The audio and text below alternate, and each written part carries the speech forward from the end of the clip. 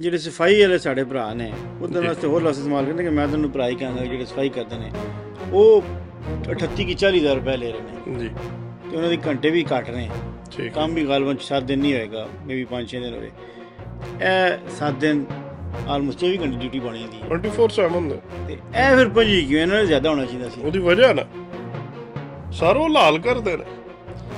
ਉਹਨੇ ਕਿਹਾ ਜੀ ਸ਼ਰਾਬ ਕਿਉਂ ਪੀਤੀ ਸੀ? ਉਹਨੇ ਕਿਹਾ ਜੀ ਮੇਰਾ ਦਿਲ ਕੀਤਾ ਸੀ। ਉਹਨੇ ਕਿਹਾ ਤੇਰਾ ਤਾਂ ਕਸੂਰ ਕੋਈ ਨਹੀਂ, ਇਹ ਤਾਂ ਕਸੂਰ ਦਿਲ ਦਾ ਹੈ।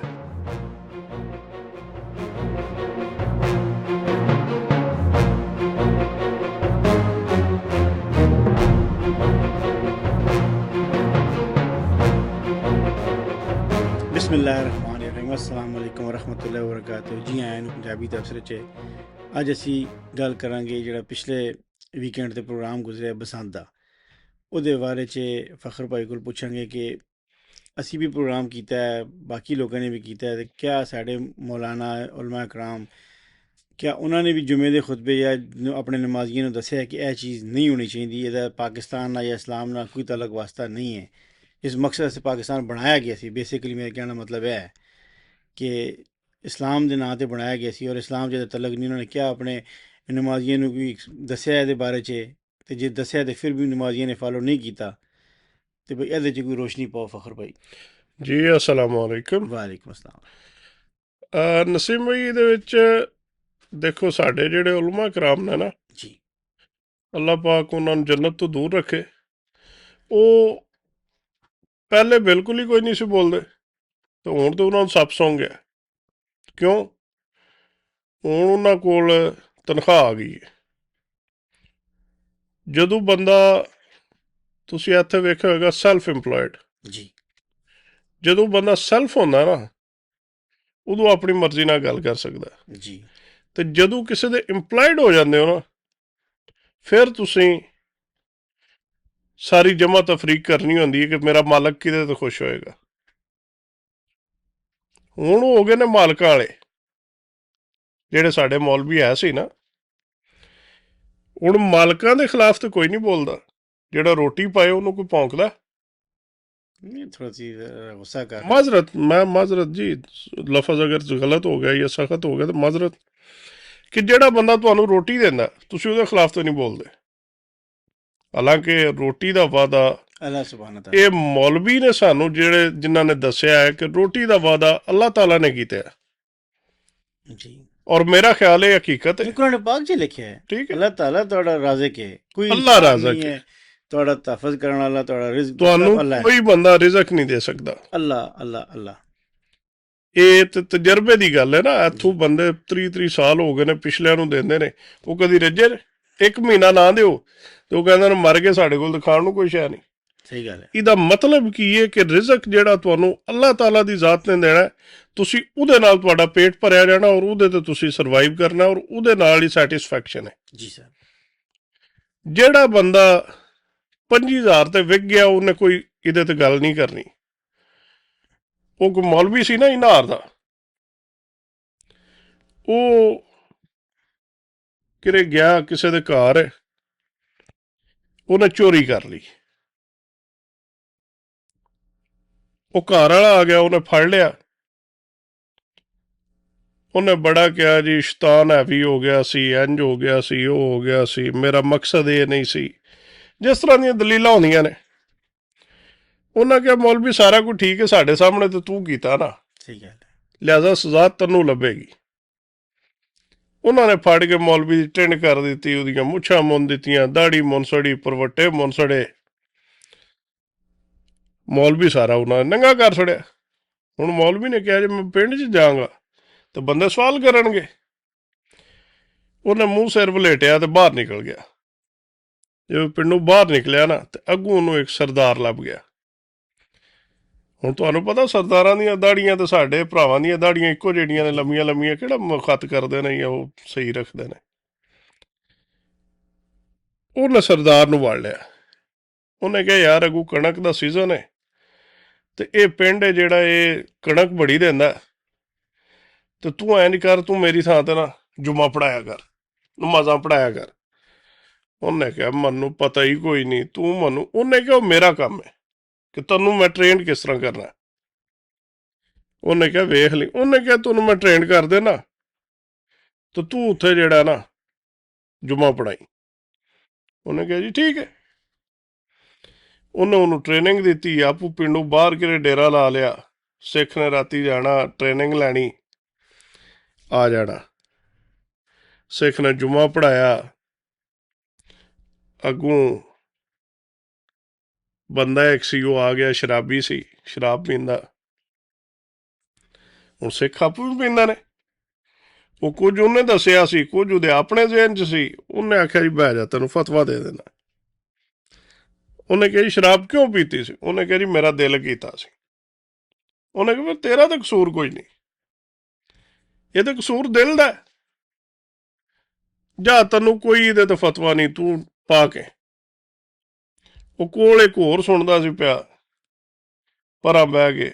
ਦੂਜੇ ਦਿਹਾੜੇ ਹੋ ਗਿਆ, ਉਹਨੇ ਰੋਜ਼ਾ ਰੱਖਿਆ, ਦੁਪਹਿਰੀ ਰੋਟੀ ਖਾ ਲਈ। ਉਹ ਆ ਗਿਆ, ਮੌਲਾਨਾ ਸਾਹਿਬ ਮੇਰੇ ਕੋਲ ਤਾਂ ਇਹ ਗਲਤੀ ਹੋ ਗਈ ਹੈ। ਉਹਨੇ ਆ ਬਹਿ ਜਾ, ਬਹਿ ਗਿਆ। ਉਹਨੇ ਕੀ ਹੋਇਆ? ਉਹਨੇ ਕਿਹਾ ਜੀ ਮੈਂ ਇਸ ਤਰ੍ਹਾਂ ਰੋਜ਼ਾ ਰੱਖਿਆ ਤੇ ਦਿਹਾੜੀ ਮੇਰਾ ਦਿਲ ਕੀਤਾ ਖਾਣ ਨੂੰ ਤੇ ਮੈਂ ਰੋਟੀ ਖਾ ਲਈ। ਉਹਨਾਂ ਕਿਹਾ ਦਿਲ ਨੇ ਆਖਿਆ ਨਾ, ਕਸੂਰ ਤੇ ਦਿਲ ਦਾ, ਤੇਰਾ ਕੀ ਹੈ?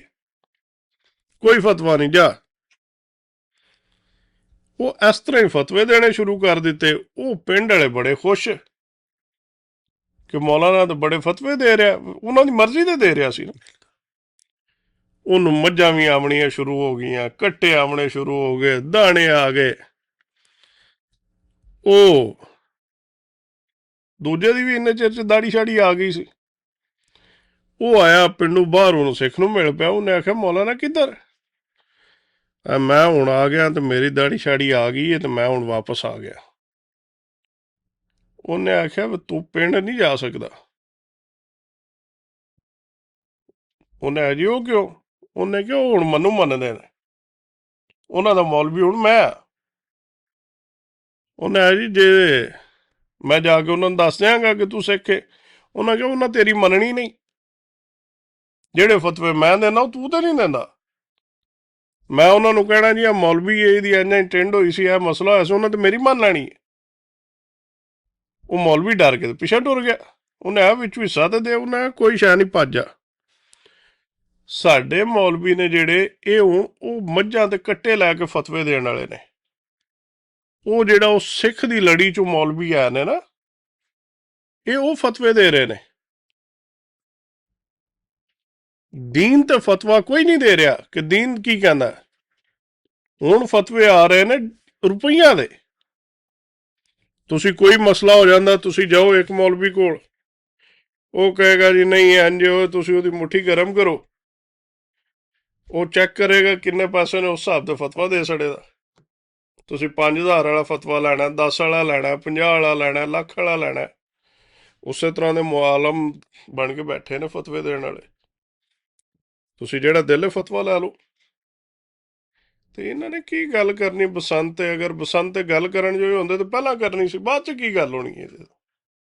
नहीं, मैं क्या मतलब है कि मैं भी किसी को सुना हुआ है किधर किसी मस्जिद ਕੋਈ से ਗੱਲ ਨਹੀਂ ਸੁਣੀ, किसी ने जुमे के टाइम ਕਿਸੇ ਕਿਸਮ ਦਾ ਕੋਈ ਫਤਵਾ, ਕੋਈ ਗੱਲਬਾਤ ਨਹੀਂ ਸੁਣੀ। ਇਹ ਫਤਵੇ ਦੇਣ ਜੋ ਹੈ ਨੇ। लेकिन फिर एक काफ़ी लोग देखते रहते, कमेंट करते रहते फेसबुक और बाकी फोरम्स ਦੇ ਉੱਤੇ ਕਿ ਜਿਹੜੇ ਸਫਾਈ ਵਾਲੇ ਸਾਡੇ ਭਰਾ ਨੇ ਉਹਦੇ ਜੀ ਵਾਸਤੇ ਹੋਰ ਲਫ਼ਜ਼ ਇਸਤੇਮਾਲ ਕਰਦੇ ਕਿ ਮੈਂ ਤੁਹਾਨੂੰ ਭਰਾ ਹੀ ਕਹਾਂਗਾ, ਜਿਹੜੇ ਸਫਾਈ ਕਰਦੇ ਨੇ ਉਹ 38 ਕੀ 40,000 ਰੁਪਏ ਲੈ ਰਹੇ ਨੇ ਜੀ, ਤੇ ਉਹਨਾਂ ਦੀ ਘੰਟੇ ਵੀ ਘੱਟ ਨੇ, ਠੀਕ ਹੈ। ਕੰਮ ਵੀ ਗਾਲਬਨ 7 ਦਿਨ ਨਹੀਂ ਹੋਏਗਾ, ਮੇਬੀ 5-6 ਦਿਨ ਹੋਵੇ। ਤੇ ਇਹ 7 ਦਿਨ ਆਲਮੋਸਟ 24 ਘੰਟੇ ਡਿਊਟੀ ਪਾਉਣੀ ਹੁੰਦੀ ਹੈ। 24/7 ਨੇ। ਤੇ ਇਹ ਫਿਰ 5 ਕਿਉਂ? ਇਹਨਾਂ ਨੂੰ ਜ਼ਿਆਦਾ ਹੋਣਾ ਚਾਹੀਦਾ ਸੀ। ਉਹਦੀ ਵਜ੍ਹਾ ਨਾ ਸਾਰੋ ਲਾਲ ਕਰਦੇ ਨੇ। ਇਹ ਮਿਹਨਤ ਇਹ ਵੀ ਵਿਚਾਰੇ ਕਰਦੇ ਨੇ, ਕੀ 5 ਵਕਤ ਨਮਾਜ਼ ਪੜ੍ਹਨਾ ਕੋਈ ਆਸਾਨ ਕੰਮ ਤਾਂ ਨਹੀਂ ਹੈ, ਸਰ ਦੇਖੋ, ਜ਼ਿੰਮੇਦਾਰੀ ਦੇ ਕੰਮ ਤਾਂ ਹੈ ਨਾ। ਜ਼ਿੰਮੇਦਾਰੀ ਦਾ ਕੰਮ ਹੈ, ਲੇਕਿਨ ਕਿਹਦੇ ਵਾਸਤੇ? ਜਿਹੜਾ ਆਲਮ ਦੀਨ ਹੈ। ਬਿਲਕੁਲ ਦੀਨ ਵਿਕਦਾ ਨਹੀਂ। ਤੁਸੀਂ ਹਿਸਟਰੀ ਕੱਢ ਕੇ ਲਿਆਓ, ਕਿਸੇ ਆਲਮ ਦੀਨ ਨੂੰ ਪੁੱਛ ਲਓ ਤੁਹਾਡੇ ਕਿਸੇ ਖਲੀਫਾ ਨੇ ਇਸ ਚੀਜ਼ ਦੀ ਤਨਖਾਹ ਲਈ ਜਾਵੇ। ਨਹੀਂ, ਮੈਂ ਮਨਾ ਹੈ ਕਿ ਤੁਸੀਂ ਈਵਨ ਜਿਹੜੇ ਕੁਰਾਨ ਤੁਸੀਂ ਪਾਕ ਵੀ ਪੜ੍ਹਾਉਂਦੇ ਨੇ ਹਦੀਆ ਨਹੀਂ ਲੈ ਇਹਦਾ ਸਕਦੇ। ਹਦੀਆ ਕੋਈ ਨਹੀਂ। ਹਾਂ, ਲੋਕ ਹਰ ਬੰਦਾ ਲੈਂਦਾ ਹੈ, ਲੇਕਿਨ ਇਹਦੇ 'ਚ ਮਨਾ ਹੈ ਕਿ ਤੁਸੀਂ ਇਹਦੇ ਸਾਰਾ ਪੈਸੇ ਨਹੀਂ ਲੈ ਫਿਰ ਅੱਜ ਸਕਦੇ। ਕੱਲ ਕਾਰੋਬਾਰ ਹੈ ਨਾ, ਜੀ ਆਨਲਾਈਨ ਕੁਰਾਨੇ ਪਾਕ ਪੜ੍ਹਾ ਰਹੇ ਨੇ, ਪੈਸੇ ਲੈ ਰਹੇ ਨੇ। ਬਿਲਕੁਲ। ਉਹ ਇੱਕ ਉਹਨਾਂ ਦਾ ਬਿਜ਼ਨਸ ਹੈ, ਲੇਕਿਨ ਜਿੱਦਾਂ ਕੋਈ ਮੇਰਾ ਕੋਈ ਨੱਕ ਇਲਮ ਹੈ ਉਹਦੇ 'ਚ ਉਹ ਇੱਕ ਤੁਸੀਂ ਪੈਸੇ ਨਹੀਂ ਲੈ ਬਿਜ਼ਨਸ ਸਕਦੇ। ਹੈ। ਉਹ ਕੋਈ ਬੰਦਾ ਦੀਨ ਵਾਸਤੇ ਨਹੀਂ ਕਰ ਰਿਹਾ। ਜੀ ਜਿਹੜਾ ਆਲਮ ਹੈ ਦੀਨ ਹੈ, ਉਹਨੇ ਤੁਹਾਨੂੰ ਦੀਨ ਫ੍ਰੀ ਦੇਣਾ ਹੈ। ਬਿਲਕੁਲ। ਉਹਨੇ ਤੁਹਾਨੂੰ ਮੁੱਲ ਕੋਈ ਸ਼ੈ ਨਹੀਂ ਦੇਣੀ। ਜਿਹੜਾ ਮੁੱਲ ਤੇ ਆ ਗਿਆ, ਜਿਹਦਾ ਮੁੱਲ ਲੱਗ ਗਿਆ, ਉਹ ਦੀਨ ਨਹੀਂ। ਬਿਲਕੁਲ ਉਹੀ ਬਸ ਅੱਲਾ ਸਾਨੂੰ ਸਾਰਿਆਂ ਨੂੰ ਹਿੰਮਤ। ਕੁਰਾਨੇ ਪਾਕ ਦੇਖੋ ਨਾ, ਸਾਨੂੰ ਪੜਾਇਆ ਗਿਆ, ਦੱਸਿਆ ਗਿਆ ਕਿ ਉਸਤਾਦ ਹੈ ਜਿਹੜਾ, ਉਹਦਾ ਬਾਪ ਦਾ ਦਰਜਾ ਹੈ। ਬਿਲਕੁਲ ਕੋਈ ਸ਼ੱਕ ਨਹੀਂ। ਤੇ ਬਾਪ ਤੁਹਾਨੂੰ ਪੈਸੇ ਲੈ ਕੇ ਰੋਟੀ ਖਵਾਉਂਦਾ? ਨਹੀਂ। ਉਹ ਤਾਂ ਤੁਹਾਨੂੰ 18 ਸਾਲ ਮਿਹਨਤ ਕਰਦਾ, 20 ਸਾਲ। ਈਵਨ ਕਿ ਮੇਰੇ ਜੇ ਨਿਕੰਮੇ ਨੇ ਜਿਹੜੇ 40 ਸਾਲਾਂ ਦੇ, ਉਹਨਾਂ ਨੂੰ ਅੱਜ ਵੀ ਬਾਪ ਪਾਲ ਰਹੇ ਨੇ। ਬਿਲਕੁਲ ਮਾਂ ਪਿਓ ਤਾਂ ਫਿਰ ਜਿਸੇ ਤੇ ਖੈਨ ਉਸ ਬੱਚੇ ਉਹਨਾਂ ਦੇ ਬੱਚੇ ਹੀ ਹੁੰਦੇ ਨੇ। ਤੇ ਬਾਪ ਤੁਹਾਨੂੰ ਦੀਨ ਮੁੱਲ ਦੇਗਾ? ਨਹੀਂ, ਇਹ ਗੱਲ ਤੁਹਾਡੀ ਬਹੁਤ ਪਤੇ ਦੀ ਗੱਲ ਕੀਤੀ ਜੇ ਕਿ ਜਿਹੜਾ ਹੈ, ਉਹਨਾਂ ਨੂੰ ਵੀ ਧਿਆਨ ਰੱਖਣਾ ਚਾਹੀਦਾ ਹੈ। ਬਾਕੀ ਜਿਹੜੇ ਰਾਜ਼ੇ ਗੱਲ ਵਿਕ ਹੈ। ਗਏ ਨੇ, ਉਹ ਦੀਨ ਤੇ ਨਹੀਂ ਹਨ, ਉਹ ਬਿਜ਼ਨਸਮੈਨ ਨੇ। ਤੁਸੀਂ ਇਹ ਕਹਿ ਸਕਦੇ ਹੋ ਉਹ ਗੁਲਾਮੀ 'ਚ ਆ ਗਏ ਨੇ ਪਹਿਲੇ। ਹਾਲਾਂਕਿ ਹੁਣ ਤੁਸੀਂ ਵੇਖੋ ਨਾ ਕਿ ਆਮ ਜਿਹੜੇ ਮਸਜਿਦਾਂ ਦੇ ਇਮਾਮ ਅੱਗੇ ਅਸੀਂ ਵੇਖਦੇ ਆਏ ਆ, ਉਹਨਾਂ ਦੇ 8-8 ਬੱਚੇ ਵੀ ਹੁੰਦੇ ਸੀ, ਤੇ ਤਨਖਾਹ ਕਿਤਨੀ ਹੈ? 2000, 3000, 5000। ਜੀ 5-7 ਹਜ਼ਾਰ ਹੀ ਅੱਛਾ, ਹੁੰਦੇ ਸੀ। ਉਹਨਾਂ ਦੇ ਸਿਸਟਮ ਕਿੱਥੋਂ ਚੱਲਦੇ? ਬਸ ਅੱਲਾ ਦਾ ਹੀ ਕੋਈ ਨਿਜ਼ਾਮ ਸੀ, ਵਰਨਾ ਤਾਂ ਇਟਸ ਨਾਟ ਪੋਸੀਬਲ ਕਿ ਇਤਨੀ ਮਹਿੰਗਾਈ ਦਾ ਸਾਡੇ ਕੋਲ ਅੱਲਾਹ ਪਾਕ ਜੰਨਤ 'ਚ ਜਗ੍ਹਾ ਦੇ ਸਾਡੇ ਇਮਾਮ ਸਾਹਿਬ ਸੀ, ਫੌਤ ਹੋ ਗਏ ਨੇ। ਆਮੀਨ। ਉਹਨਾਂ ਦੇ ਕੋਈ ਪਰਮਾਨੈਂਟ ਤਨਖਾਹ ਨਹੀਂ ਸੀ। ਅੱਛਾ, ਮਸਜਿਦ ਨੇ ਉਹਨਾਂ ਦਾ ਵਜ਼ੀਫਾ ਨਹੀਂ ਲਾਇਆ ਸੀ। ਨਹੀਂ, ਕੋਈ ਤਨਖਾਹ ਨਹੀਂ ਸੀ। ਤੇ ਪੂਰਾ ਪਿੰਡ ਉਹਨਾਂ ਦੀ ਇੱਜ਼ਤ ਕਰਦਾ। ਉਹ ਹਾਈ ਸਕੂਲ ਦੇ ਟੀਚਰ ਸੀ। ਅੱਛਾ ਉਧਰੋਂ। ਅੱਛਾ, ਨਾਲ ਹੋਮਿਓਪੈਥਿਕ ਦੇ ਡਾਕਟਰ ਸੀ ਕਿ ਆਮ ਪਿੰਡ 'ਚ ਜਿੰਨੇ ਵੀ ਟੀਕਾ ਲਵਾਉਣਾ, ਦਵਾਈ ਗੋਲੀ ਲੈਣੀ ਹੈ, ਉਹ ਜਾ ਕੇ ਉਸਤਾਦ ਕੋਲ ਲੈ ਲੈਂਦੇ ਸੀ। Very good. ਅੱਛਾ, ਜਦੋਂ ਉਸਤਾਦ ਸਾਹਿਬ ਸਾਹਮਣੇ ਆ ਰਹੇ ਨੇ ਤੇ ਬੱਚੇ ਡਰਦੇ ਵੀ ਏ। ਈਵਨ ਕਿ ਵੱਡਿਆਂ ਨੂੰ ਵੀ ਉਹ ਝਿੜਕ ਲੈਂਦੇ। ਕਿਉਂ? ਕਿ ਉਹ ਪੈਸੇ ਨਹੀਂ ਸੀ ਲੈਂਦੇ। ਉਹ ਕਰਪਟ ਨਹੀਂ ਸਨ, ਮੋਰਲੀ ਕਰਪਟ ਨਹੀਂ ਸਨ, ਕਰਪਟ ਨਹੀਂ ਸੀ। ਕਰਪਸ਼ਨ ਨਹੀਂ ਸੀ। ਉਹ ਬੰਦਾ Yes, ਹਮੇਸ਼ਾ ਬਹਾਦਰ ਹੁੰਦਾ ਹੈ ਜਿਹੜਾ ਬੇਈਮਾਨ ਠੀਕ ਹੈ। ਧੋਖੇਬਾਜ਼ ਕਰਪਟ ਨਾ ਹੋਵੇ। ਹੁਣ ਅੱਜ ਕੱਲ ਦੇ ਦੌਰ 'ਚ ਜਿਹੜਾ ਤਨਖਾਹ ਲੈ ਰਿਹਾ, ਉਹ ਤਾਂ ਵਿਕ ਗਿਆ, ਉਹ ਤਾਂ ਮਜ਼ਦੂਰ ਹੋ ਗਿਆ ਨਾ, ਮੁਲਾਜ਼ਮ ਹੋ ਗਿਆ। ਉਹਦੀ ਨਾ ਇੱਜ਼ਤ ਹੈ ਸੀ, ਨਾ ਹੋਣੀ ਹੈ, ਨਾ ਹੋ ਸਕਦੀ ਹੈ, ਕਿਉਂਕਿ ਉਹ ਦੀਨ ਵੇਚ ਰਿਹਾ। ਜੀ ਠੀਕ ਹੈ, ਅੱਜ ਦਾ ਵੀਲਾਗ ਅਸੀਂ ਇੱਥੇ ਖਤਮ ਕਰਨੇ ਆ। ਇਨਸ਼ਾਅੱਲਾ ਜ਼ਿੰਦਗੀ ਰਹੀ ਤੇ ਫਿਰ ਮਿਲਾਂਗੇ। ਲਾਈਕ, ਸ਼ੇਅਰ ਔਰ ਸਬਸਕ੍ਰਾਈਬ ਕਰੋ। ਅੱਲਾ ਹਾਫਿਜ਼।